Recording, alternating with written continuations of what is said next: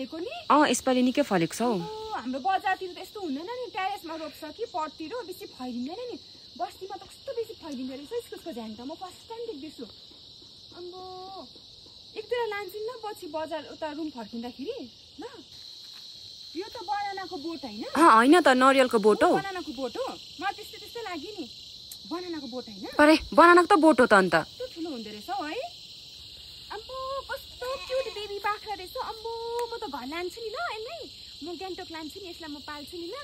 baby बाख्रा पो रहेछ त कस्तो क्युट हो अमैया कसरी खान्छ है मान्छेहरूले प्लिज जुगा निकाल्दिनु न प्लिज जुगा